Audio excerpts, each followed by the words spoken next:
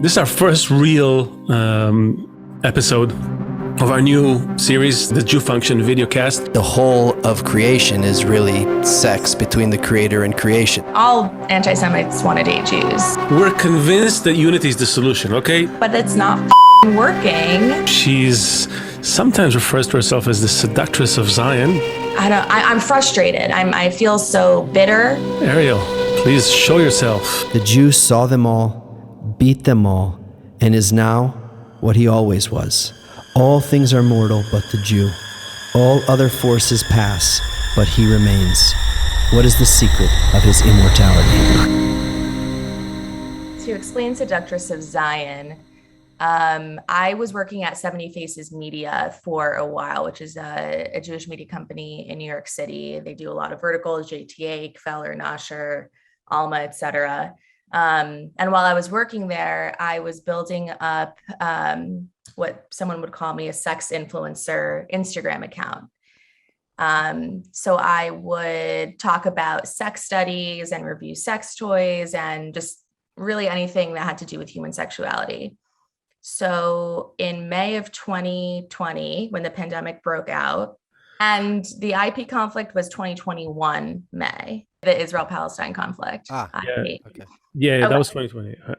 I was already here. I was already getting rockets here when I. Do you have a bomb shelter?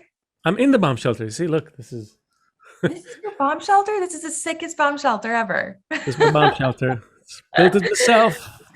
Actually, this episode is brought to you by. We were gonna plug the bomb shelter as our product placement, but we're gonna. The bomb shelter. Yeah. So, so I left 70 Faces to be a sex influencer, like full-time in quotes. And I ended up hosting a podcast called Balls Deep for this like feminist porn site, Bellesa. That went on for a year. But in May of 2021, my personal Instagram account was deleted. There were a bunch of trolls who were reporting me for, I wasn't even really talking about Zionism. I was talking about the fear of anti-Semitism spiking because of the conflict. And so that account was deleted. And that's where I was, it was just me and everything I do is through the lens of Judaism. And so I started using that sex influencer page called Horgasmic to be my general page. And so I started posting about Zionism there. And so far I've lost like 15,000 followers, I think. And now I've melded those two identities that I think I wasn't trying to keep apart, but up until last year, talking about my love for Israel and talking about politics, I suppose, or war, wasn't really important. So now that I am this Seductress of Zion and that, people accuse Zionists of some people like the Rolling Stones of like that we have like, what is it? They say like the sexual politics of Zion, that we seduce people into supporting Israel and we'll put a spell on you and yada, yada. So listen, if it works, we should try it. Oh, it works. I'm serious though. Like I get a lot of DMs from men who want to go out with me. And I always ask them, are you a Zionist, before answering any other questions. So now what do they answer? What's Zionism? That's usually what they say. Do you have anti-Semites who want to date you also? Oh yeah. I mean, all anti-Semites want to date Jews. It's, they hate us so much that they want to marry, or they don't want to marry us, but they want to take out. Talk about that. So we have part of one of the things that the first part of our podcast, all those 20 something episodes, was based on this pattern that we discovered that that anti-Semitism comes. I also wrote a book about this particular thing, that anti-Semitism like pushes Jews together. When Jews are doing good and doing their thing, it's anti-Semitism kind of chills out. But when things aren't going well for us, then the anti-Semites kind of push. And also when you read the things that the not your street anti-Semite, but like the really intelligent ones, the Henry Fords, there's a The difference. smart There's just like a ones, thug the good anti-Semite on kind. the street who just wants to punch someone in the face. And then you have like the really intelligent ones. The really intelligent ones actually sound like the Jewish sages in certain weird things. Like these are a unique people. They have this, when they don't do their thing, they turn into rats. But when they do their thing, there's something unique and special about them. So what does it mean that when you said the anti-Semites really like the Jews, or what did you say? No, just to on that point, we read this quote in one of the episodes by this Russian member of Duma from the early beginning of the 20th century, and he wrote a whole book titled "What We Don't Like About Them." That's like very straightforward. You don't have to write a whole Harry Potter book to say that you don't like Jews, right? So he said in the middle of that book where he just lists everything he doesn't like about Jews, he says, let the Jews, let them rise to the height to which they apparently climbed in antiquity, and immediately all nations will rush to their feet. They will rush not by virtue of compulsion, but by free will, joyful in spirit, grateful and loving, including the Russians. We ourselves will request, give us Jewish rule, wise, benevolent, leading us to the good. Right? I mean, it's like this is it's like an anti-Semite writing this, right? How does he arrive to that? Because there was a time in history where people looked up to the Jews, and it was like what was going on in Jerusalem was like the World Woodstock Festival, right? People were coming in, and you can listen. I think it's called the Temple of Love, Temple Love, our episode. You should check it out. But the stories of what they described was happening, that people coming from all over, and you needed a bed, here's a bed. You needed an oven to cook your stuff, here's an oven. You needed a sex toy, here's a sex toy. Whatever you needed, it was all there. Like the Jews shared everything. It was this love that you couldn't even explain.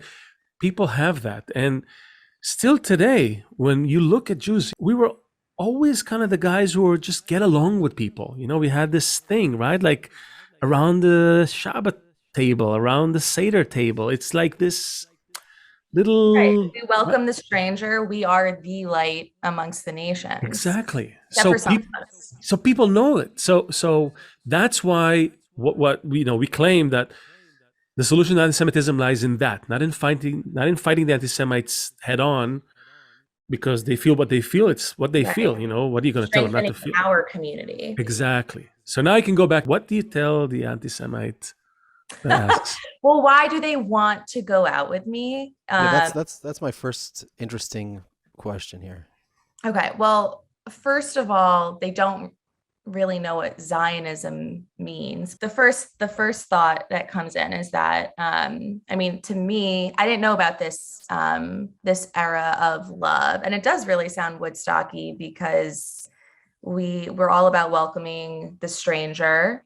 So yeah, sharing sex toys sounds very on par with our values, but I think it's, that the rest of the world, the Goyim, just became very jealous of us. They couldn't create anything as amazing. And I guess somewhere something's changed, and that Woodstock era ended because someone wanted what we had. And so... But hold on a sec. If you're feeling... Okay, well, finish the premise, then I'm gonna challenge you on that. So I think the root of anti-Semitism to me is jealousy, wanting to have this community. Every time Jews have been oppressed, we have dug ourselves out and succeeded everywhere. I think that where Jewish culture is where it is today because of all of our oppression. And I think that really infuriates people. So then it just spun out of control, and people didn't remember why they didn't like us. But why would someone who hates you or hates Jewish people want to date you? They don't want to romance me. They want to fuck me. Oh, they okay. want. This is different. Everyone wants to just do that all the time. So that's... But then you would ask, why would somebody want to put their penis in something that they despise. And okay, you could argue it's like a power thing. I don't know. I think a lot of people just don't even understand why they hate Jews. They just know that it's in vogue.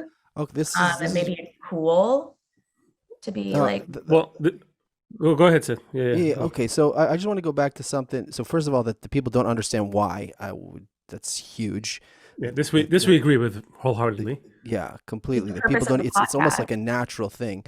The other thing is that the jealousy thing. First of all, I don't think the Jews are in a good state now. That we did dig ourselves out of everything, but we're still in a shit position, and we're still in a bad place. This is not a good. We didn't achieve some great situation. We're basically at the beginning of the next Holocaust right now. Like this is 1935. If you look at what's going on now, so.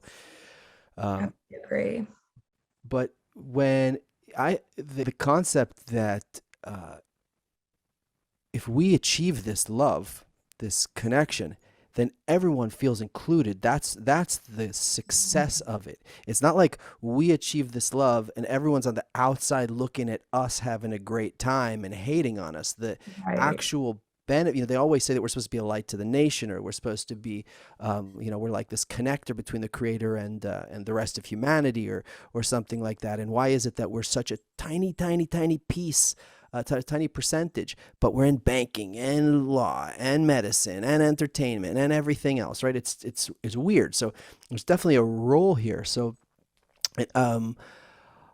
maybe to challenge that part, maybe like instead of being jealous that they're on the outside, maybe that for our part, if we're not spreading it to everyone, then that's why they hate us. Basically, we're basically the world is like in a hospital bed connected to a ventilator, and we're standing on the pipe that goes from the ventilator to their lungs. So they're not jealous of us. They're simply they need something, and we're sort of preventing that quality from reaching them. Maybe that's a different way of looking at it. And when you read everything that's written about the Jews, and when you read all of our texts, right? When you read our texts, not as a collection of historic tales, because they don't really add up as historic tales. When you read them as sort of like an internal allegory to a relationship between a person, his ego, his desire to receive pleasure and fulfill himself, and at the expense of everyone else, and you look at the struggle that you go through to overcome that, to connect to someone else above those natural egoistic feelings. When you look at that, and then suddenly everything that's written about Jews talks about their ability to accomplish that. That's what they learned how to do. And that's what the world doesn't know how to do by itself. And it's not something that, it's not like, oh, Jews were special. Not special. Like I said, representatives from all other nations. We're simply, someone needed to do this role. So a group of people was selected, so to speak, and nature worked with them. We're part of a system. It's like we give the example of, we didn't give that example. It's Bruce Lipton gave that example, but it gives the example of the caterpillar turning into a butterfly, right? And the caterpillar, lives a certain lifestyle. He's all out there. He's eating. He's getting fat. There's a lot of effort being invested in getting food and eating and digesting and growing and all of that. That whole lifestyle, right? Let's call it the material lifestyle, the capitalistic material lifestyle of the caterpillar. And then suddenly it stops. Everything stops. And it goes into this cocoon, right? And then inside the cocoon, some new cells called imaginal cells, they start to they get into action, and they help change the caterpillar from a caterpillar to a butterfly. Now imagine these cells were not doing it, but busy just doing their own stuff, or fighting among themselves, or getting some more of the resources and not actually making the caterpillar turn into a butterfly. The rest of the cells would be angry. So this is, I think, a much more empowering way of looking at our role in society. It's like, yeah, we can actually do something. It's not about us warding off the attacks. It's about... Well, right now it is. Well, right now it is. It is. I like the hospital bed metaphor or analogy. I guess Seth, when you were talking about, you said earlier, like, we're spreading all this love. If not everyone is, if we're not doing that, not everyone then gets it. What the thought that I had was, well, okay, so maybe one person didn't want, a thought arose that maybe not everyone, or one person wanted to have more than others. And if Jews are spreading this love, this light, then that wouldn't be possible. But as you both continued talking in the with the analogy of the hospital bed, it's like, if that makes sense with the idea that we are the world's Bogart, like we are the imaginary nightmares, and we're What does that mean? I don't know what that. Oh, a Bogart. It's in Harry Potter, it's a demon. It's a villainous thing, and it usually lives in like a trunk or a closet, and if you open it, it will turn into the person who unleashed the Bogart's worst nightmare. So for me it would be like a rat. My apartment was infested with mice when I first moved in here. I was living with two roommates before I moved here, infested for 2 months. And it drove me into I had like, I'm probably being dramatic, but PTSD, like I saw things moving, and I was so afraid of these mice. Yeah. And I would just sit in my room and inspecting everywhere. And I had this realization that I am anti-Semites. It was like living in Mouse and in the graphic novel. And I was like, I know that these mice are more afraid of me than I am of them, but for some inexplicable reason, I am terrified of them, and I can't function properly anymore. And it was then that I understood what it really felt to be an anti-Semite. What did it feel like to be an anti-Semite? This, me living in my apartment with the mice, the hatred I had towards these little tiny things that were running away from me, and I just wanted to kill them, and I'm setting glue traps everywhere, and I was going crazy, and I was obsessing over them. I was entirely consumed by these creatures. It was irrational. It was irrational. Well, it's not really that irrational if you live in an apartment and it's overrun by mice. It's kind of not a good way to live. No, but I think what she means is it's in proportional to the actual. Okay, it's like a little vermin. But by the way, did you ever experience like actual anti-Semitism against you outside of the digital world, like maybe as a child? No, I grew up in a Jewish bubble. I went to a Jewish day school, Jewish camp. Yeah, I lived in northern New Jersey. I went, even in college, I was in a Jewish sorority, Greek Jewish council. The worst that had ever happened to me was someone, we went to Newark Public School to play volleyball against them in middle school, and they threw coins at us. And that's my favorite form of anti-Semitism. The DACA, thank you. Like, I mean, why throw dollars, not coins? I could tell. I listened to a few of your Torah portion commentaries, which were some of them were hysterical, by the way. Some of them weren't. I only listened to some, but some parts were just like. And 86% of them were really funny. So that's a high percentage. I appreciate it. God was really, really angry, which means he was happy, or something like, in biblical terms, it means he was happy. But there was a lot of great lines in there, but you could tell that you like grew up like dipped in Jewishness, because I grew up in I was one of the only Jews in my school. I did go to like an after school Hebrew school program, but it's not like in my bones, like all of the sources and all of that. It was clear that like you, both that plus like your irreverence about it is like a really nice combination. But they could tell you were very dipped in it all. Yeah, it's funny because I had rabbinics, Tanakh, Hebrew class. Not that Hebrew class is super important for this. Actually, no, it is, because reading Torah is different than speaking Hebrew today. But it helps a lot to be able to translate the Hebrew without looking at like a pre-written English translation, which is a lot of what I did when I was researching my scripts for And God Was Like, because if I was just looking, and I use Safaria a lot.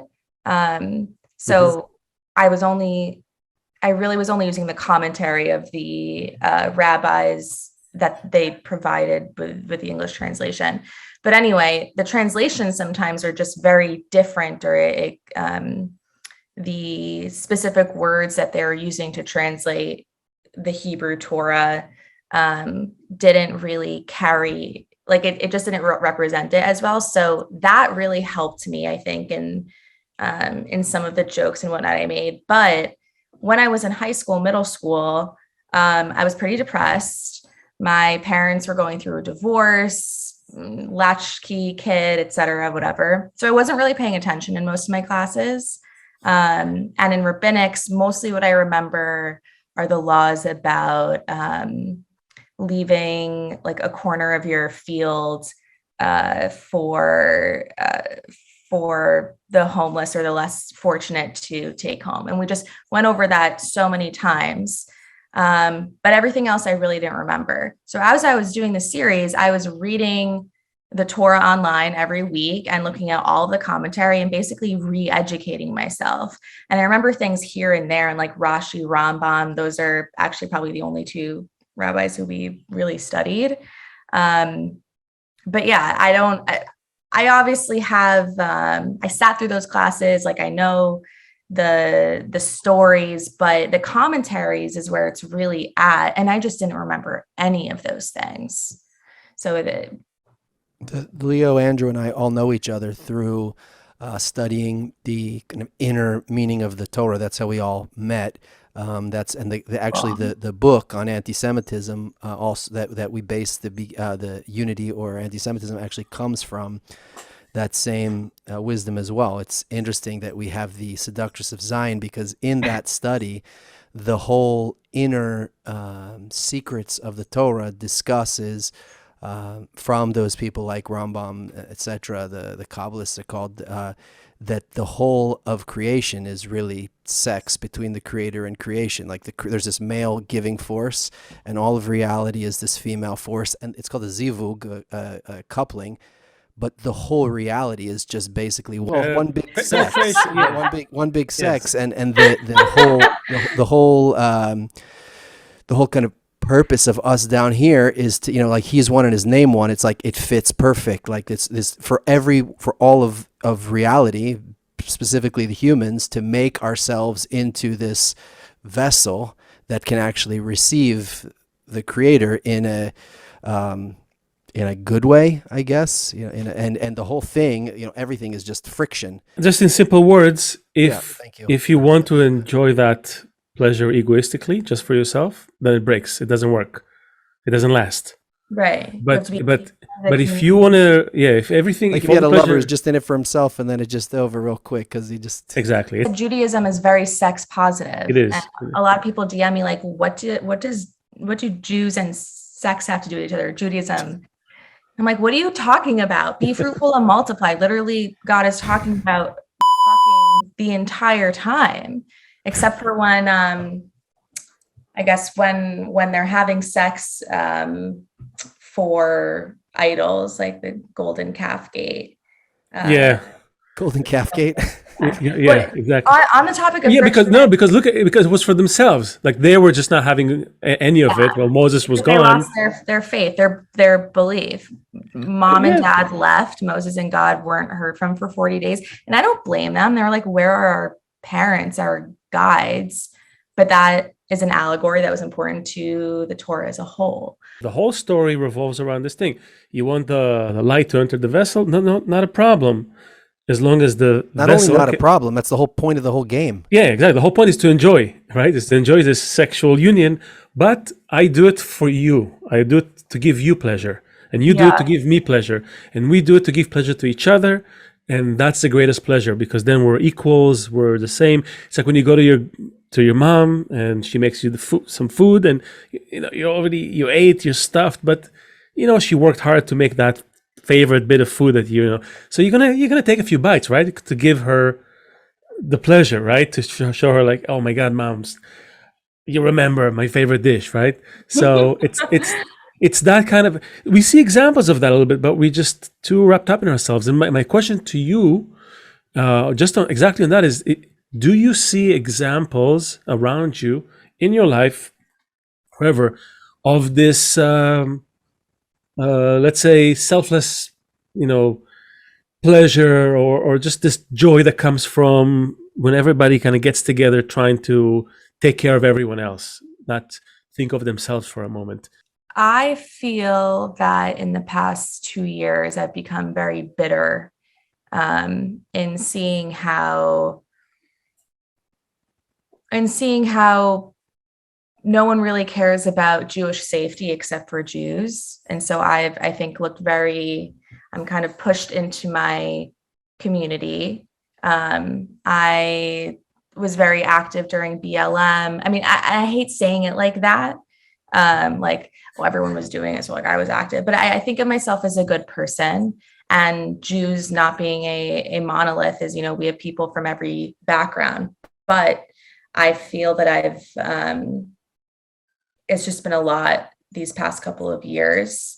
And so when thinking of these spaces where people do things for each other, in the Jewish community on Twitter, where if someone is being trolled, and it happened to me one time, no one really knew who I was online.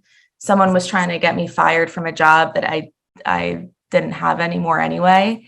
And the support that I got from people who were like, oh, I saw this person was attacking you, so I know you must be, a good person if they're choosing you to attack.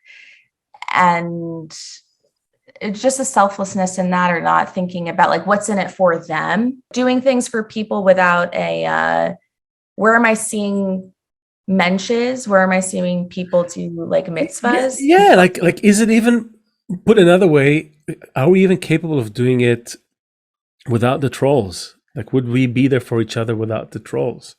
Would we be nice to one another? I was in New York in 9/11. Seth and I talked about it, and a few weeks after, everybody was really super nice and caring and helpful. And if someone fell in the subway, 10 people rushed to help them and all that. But the years go by, you kind of forget that traumatic experience. Everybody goes back to being a bit of a dick. It's when there's a big tragedy. So the other thing I was thinking about is if someone dies or if someone's sick and people are talking about it on social media. Obviously, within the past 2 years, most of social interactions I see are online in the digital spaces. And on Twitter, people are very resourceful or flock to whoever is in need, who is in pain. And at the top of the recording, Seth, you both were saying this, but that, what we're experiencing now feels like early Nazi Germany, like 1930s. 30s, yeah. And what, Seth? Did you want to? I was gonna say that's the whole thing that we want to end this. Like, cycle. we want to be done with anti-Semitism. Like, can we bring that love, bring that support, bring that connection without needing, because if we keep going right now, we are on our way. Like, Holocaust was dress rehearsal. The point is, we are headed into a very, very bad, with all of the technology and surveillance, and if we don't unite, we could be headed towards a really bad. All of the signs are pointing toward, we know what happens. Look through history, like Egypt, Rome, Greece, Persia, Babylon, also Spain. Every time Germany, every time civilization hit a peak, that's one of the stories in our Torah. Like, the greatest civilization, also Anti-Semitic. tried to kill the Jews. The greatest civilization, also they tried to kill the Jews. So here we are today, and the question is for us, and we are humbly crowdsourcing and the Seductress of Zion here to understand, can we unite without needing to, can we unite proactively Or must we do only unite, like you said earlier, we always rise from the ashes. Well, we will rise from, they won't be able to exterminate us completely. We'll rise again, but it will be really But can we bad. avoid it? Can we, Yeah, the can we pain. not Why? have to Why? start from ground zero? Yeah. So And you're that's right. The Holocaust just being 75 years ago, the guilt that the world had for us expired like A while back 20 years ago. in the 80s. In the 80s. Yeah. And I don't think that there's a way to Oh my God. end Let's it. close the podcast, Seth. I'm young. I'm learning. Like I said, was not paying attention in school, and so I'm a That's journalist. good. Most of what they tried to teach you was lies anyway. My mom would hate that. So right now I'm freaking out, thinking that we're going to have another Holocaust. I'm online seeing I'm in the Jewish news space 24/7. And so I freak out to my 3 older siblings all the time. And they're like my rocks. They are my moral compass. And they tell me to calm down. Anti-Semitism has always been around. This isn't anything new. We have Israel now. Don't calm down when we don't have Israel. So it's good. So I mean, it's repetitive.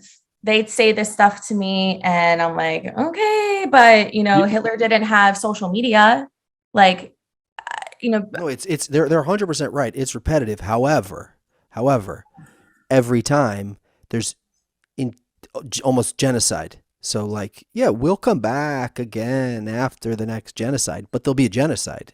So, but how can you imagine this happening in America? Like, that's what's been on my mind right now. Think about Germany. It's exactly what the Jews said in Germany. We also have a chapter about this in our book as well. The Nazis tried to take, in our podcast, to move the Jews out of Germany. But yeah, like, they wanted to close our businesses. Yeah, but listen, I have hot property, I have neighbors. Oh, they wanted to close. Then they started to prevent us from going to school. Well, yeah, but still, how could it be? We're in the movies here, and we're in science here. We're professors at the university. Yeah, exactly we've seen it happen in all those spaces already. Yeah. In every place, in Germany, in Rome, in Greece, although always had Jews in all these high positions. Let's switch gears, because we talked about it a lot in the series, and one thing we can do is just encourage people to listen, because I think it's pretty good. It lays it out pretty well. I want to know how we can use sex positive to unite the Jews. Let's talk tachlis. Let's talk tachlis. Seth and I want to bring more unity. We're convinced that unity is the solution. Okay. And by the way, besides the podcast, I've had talks with anti-Semites, neo-Nazis. I talk to many people, and I have not seen one single solution that's systemic enough, that really addresses the root problem and offers a solution. I saw, little tactics, right? Oh, we'll sue them, or we'll ban them, or we'll start our own. We'll start our own social network, whatever it is. But this is the only solution that's systemic, that kind of works hand in hand with what we see as the laws of nature, and we invite people to challenge us on it. We looked at big data, we looked at network science, it's all there. So we're pretty convinced that this is it. Now, the question is, how can we bring about that change of consciousness? How can we get Jews to unite? If it's the work you're doing, great. You have hundreds of thousands of followers. How can they? I'm projecting into the near future. After this podcast, I once wrote an article called "Scott Disick is Good for the Jews." You guys know who Scott Disick is? Okay, he is Kim Kardashian's sister, Kourtney Kardashian's baby daddy. Okay. You guys know who the Kardashians are. Yeah. Okay. Seth is like, he's got pictures of them. I'm not under that big of a rock. You don't know the Kardashians? Oh, you said I don't live under that big of a rock. I don't live under that big of a rock. Okay, it's a pretty big rock. I thought you said I do, and I fully believed it. So Scott grew up in Long Island. He's what you call a FLID, a fucking Long Island douchebag. And he was the villain in the reality show for a while, but then he got his act together, and he was a villain because he was actually an alcoholic, and everyone was just mean to him instead of actually helping him. So that was really horrible to watch. But my point is, if you are acquainted with the Kardashians, to read an article headlined "Scott Disick is good for the Jews," it's kind of clickbait because you're like, why, how the fuck is he good for the Jews? Right. And my argument is that he breadcrumbs his Judaism. I have a crush on Scott because he's handsome, he's attractive, he's sexy in more than just physical attributes, but his personality, and that he's a celebrity. Any celebrity is sexy, you know, just because of fame and money and notoriety and whatnot. So what Scott does is he breadcrumbs his Judaism, and that it's not a main focal point of his identity, but you'll see every here and again he visits Israel, and he takes like a douchey photo in front of the Kotel, and he's like, my homeland, or like the motherland, whatever. This is the guy, just so we're clear. Yeah, that's the guy. Yes. Okay. He's so cute. Well, he's my type, except he's a little. I see. I want to see a douchey picture in front of the kotel. Oh, there you go. Blessed by a rabbi. Look at him with a shakshuka. Like, oh yeah. Oh, look at. Oh my God. Beautiful. Seth, Mwah. cover your eyes, Seth. This is too much. All right, go on with the story. So people know that he's Jewish, and the Kardashians, by the way, have an affinity for Jewish men. I think Pete Davidson is like a quarter Jewish, and he's dating Kim right now, which is, I would say, good for the Jews. But anyway, before becoming the Seductress of Zion, before branding myself really as that, I was breadcrumbing my Judaism on my Instagram page, Horgasmic. And right now, the non-Jews who have stayed with me because they followed me for the sex memes, and now, as they say, they stay for the I wanted to say politics. It's not politics, though. You need to write a good byline, like they came for the sex, they stayed for the whatever. For the, whatever the freaking word is, I want to say. For the identity crisis. That's good. Well, no, I'm not in a crisis. I'm in a No, you're fine. It's the Jewish people who are in a crisis. That's Oh, yeah, but not identity. Oh, no, actually we are. I mean, you know, yeah, we're in a big identity crisis, but that's all part of the friction. I think we're always in an identity crisis. right. We have the extremists on both sides and us in the middle. But anyway, my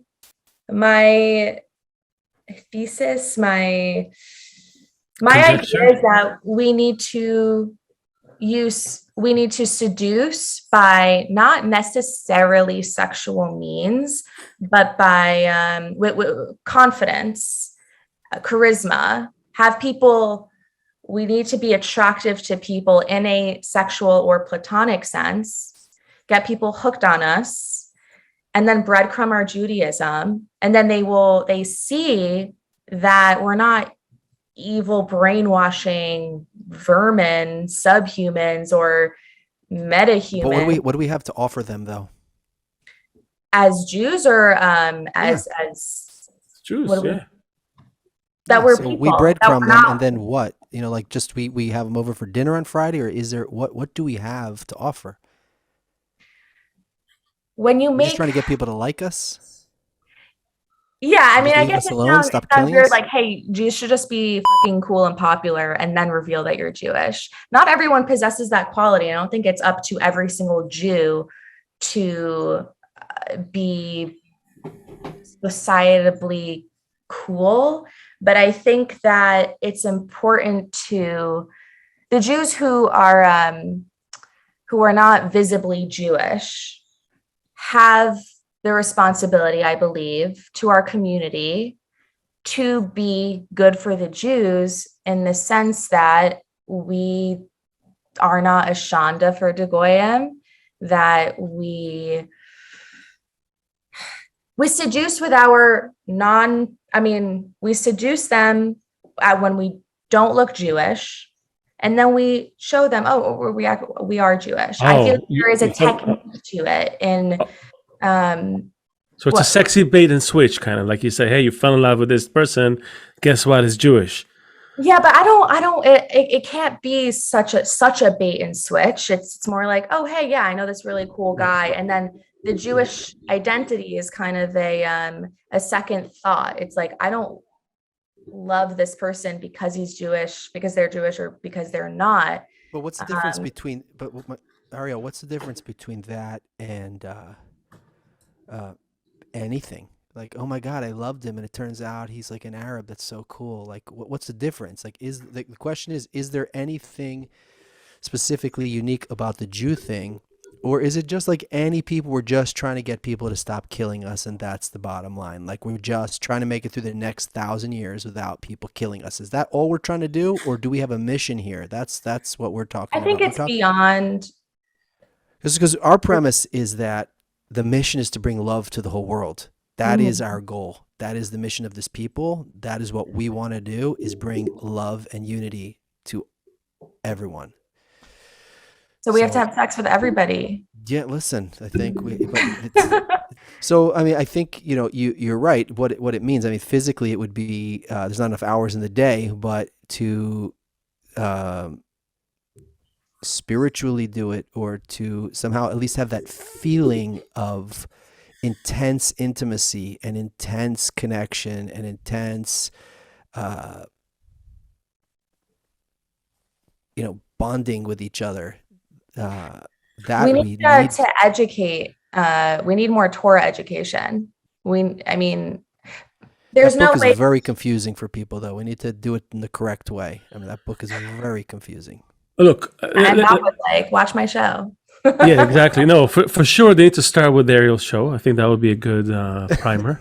Unity of people begins. So much to ask of an entire people to be the best, all be mentions, and that is how we were at a time. But we have devolved, and it's like we are, God needs to wipe us out and restart again. How do we restart without restarting? Leave God out of it for a second. I think that's also another, we kind of hung up on this guy.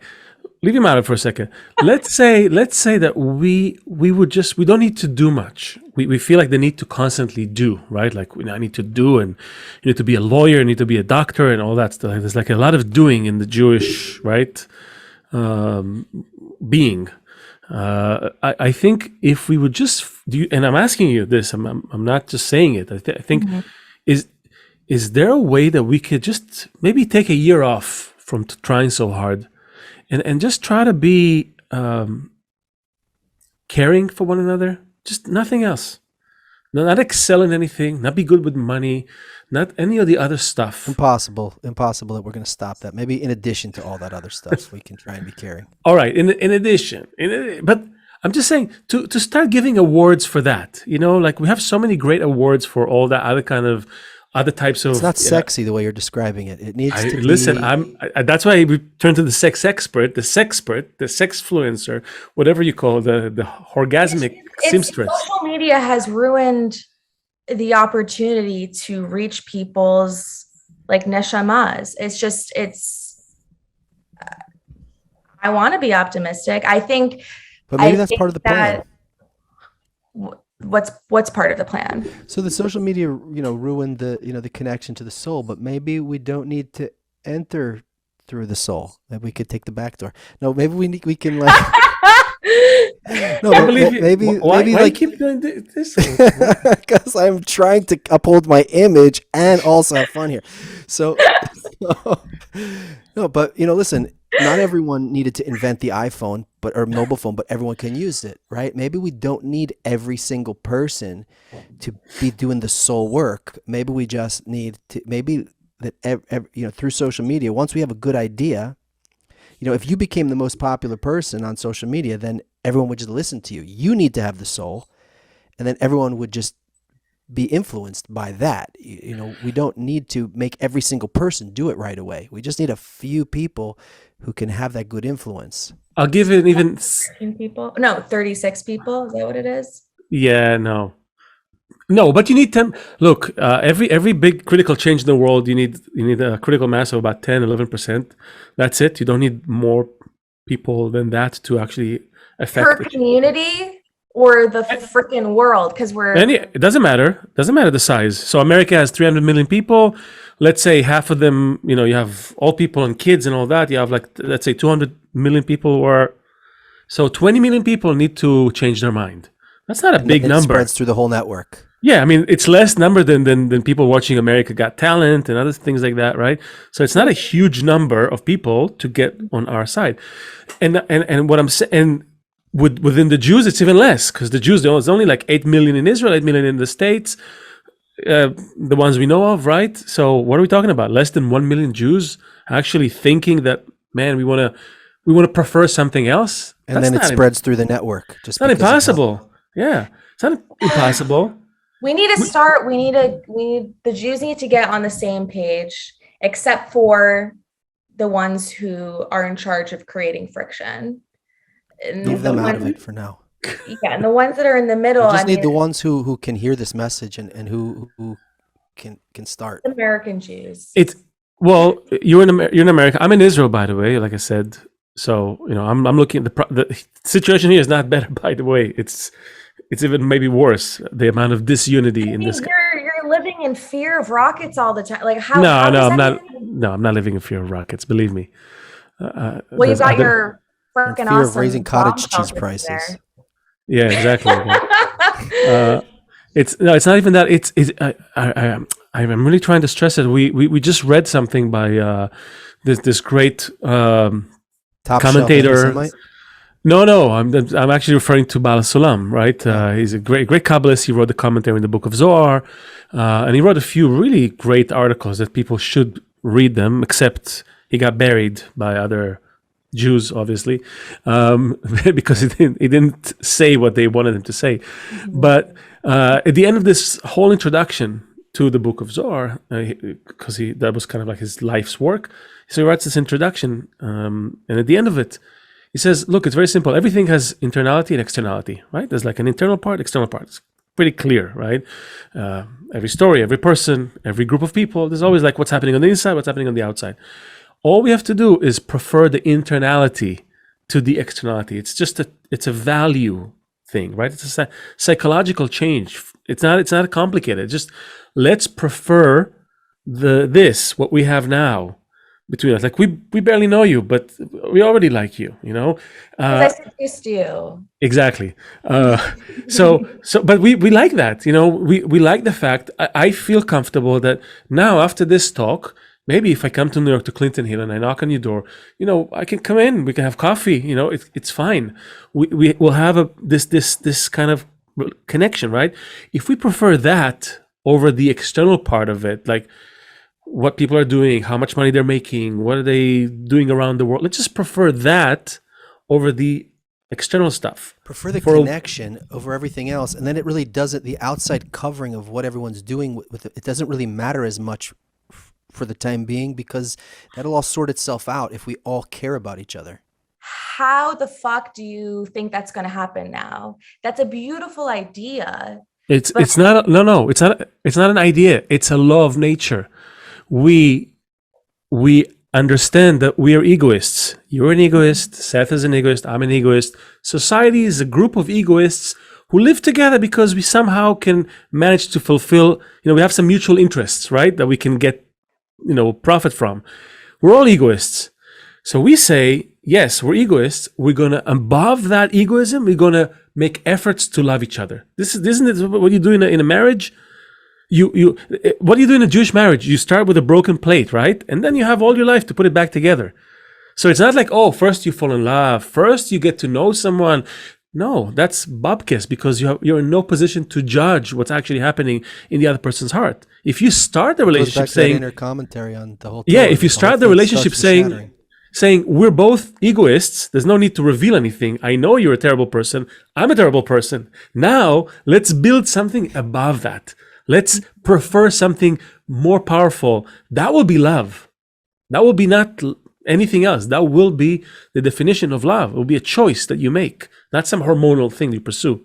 So is the idea to have more, or what is the proposal from both of you to have more leaders who are spreading this message of love? Love above the friction. Yes. Yes. Stay who you are. Isn't that what rabbis are supposed to be for us? Oh, hey, listen, everybody's supposed to, but No, we're leaving religion on the side. We're really, this is open for anybody.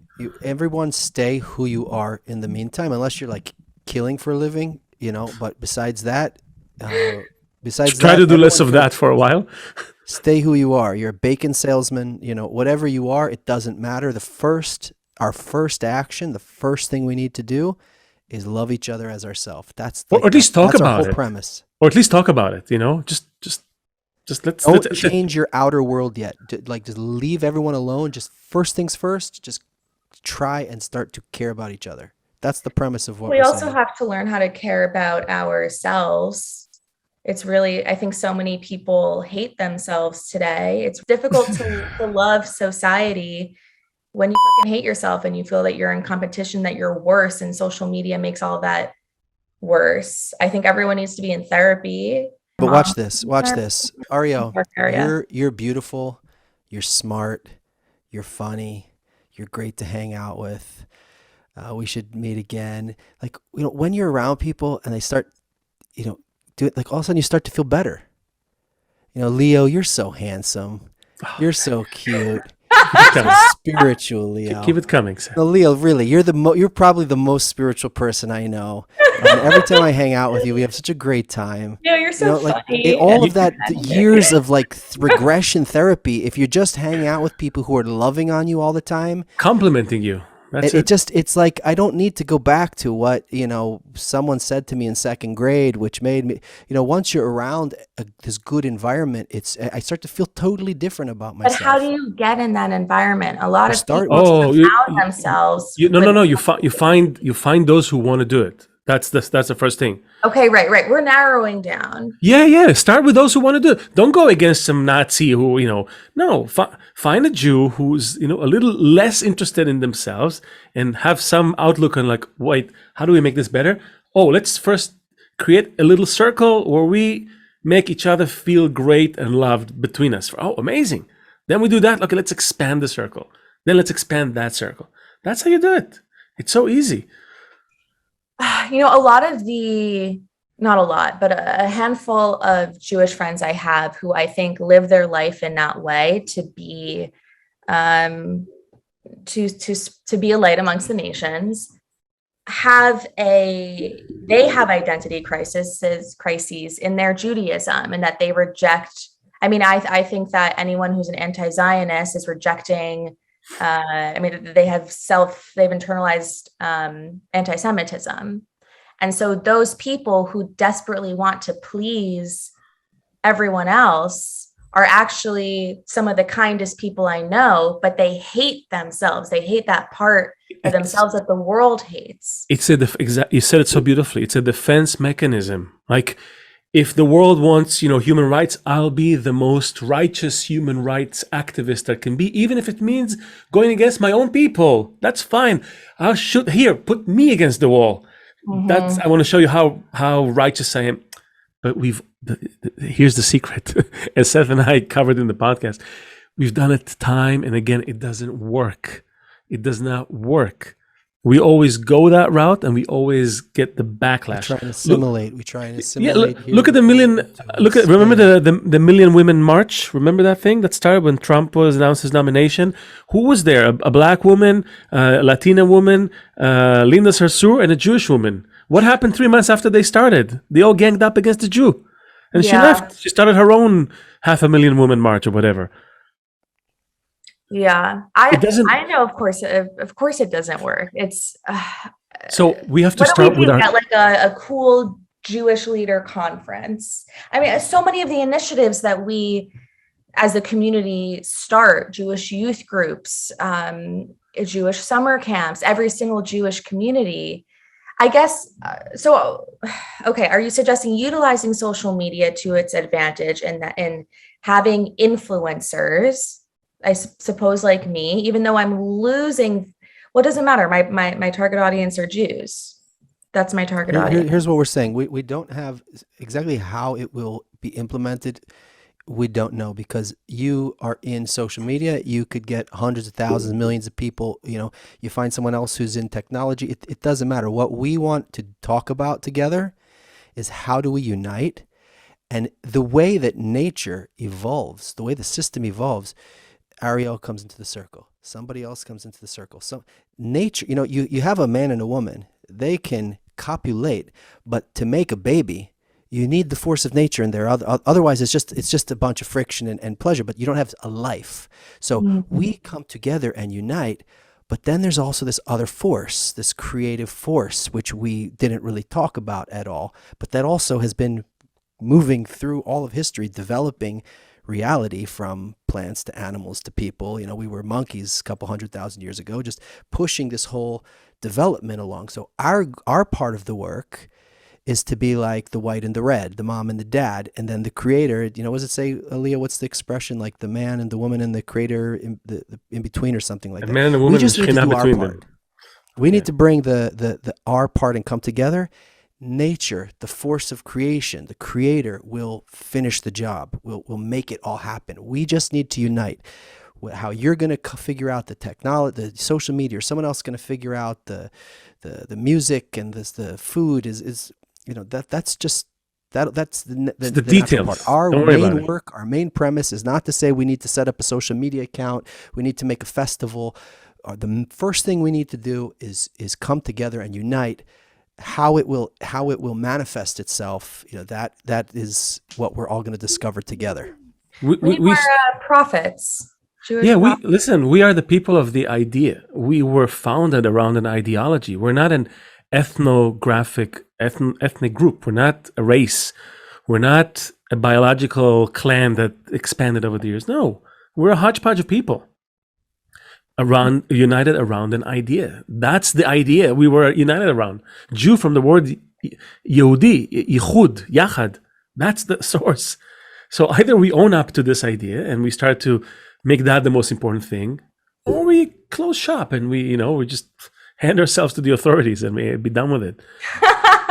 But look, we have to finish. But I think what I'm feeling is that we should meet again. We should see each other more often. I feel like I'm a 5-year-old trying to understand a math equation, and I know it's not a math equation really. I'm frustrated. I feel so bitter, and you guys are like, no, just like, yeah, like love, like kulanu beyachad, and I'm like, but it's not fucking working. No, because we don't know how to. I also feel that as well, Arielle. Yeah, we're like 6-year-olds. You're 5 or 6. So, we're gonna make it work. We just don't have to. Just not think about it so hard. Just focus more on. Let's just talk about the idea and try to make it important in our lives, even when it gets annoying and boring and whatever. Make that number one, and let's talk again in a while and see where we are. Yeah, well, I would love to be frustrated a little more with you guys, and I just want to say, if anyone is listening to this episode from following me, I really do suggest binging the entire the first season of the podcast. This is now the video series. Yeah. The music is really cool. The ideas are wild, and it's funny and very informative, and I think you guys are doing really, really amazing work. And you on Twitter, very funny. We've been, I think, interacting for a little bit. So I really appreciate you guys having me on the show. It was a lot of fun. And same here. Whether we record this again or just have like a little chavruta, I can't wait for it. Yeah, no, for sure. That's it. You're in our circle. We'll likewise. Just keep growing it. Amazing. So that is it, everyone. Check out Arielle's stuff. We'll have all the links in the description, and you can check her weekly portion. It's phenomenal, and all the other stuff that she's doing, all the great advice you can get in the other department. Do that, and also, of course, follow us, like us, comment, subscribe, hit the bell, all that stuff that we do on YouTube. And we'll see each other again next week. Thank you, Arielle. Seth. This is the Jew Function. Meet you, bye, Leo. Take care.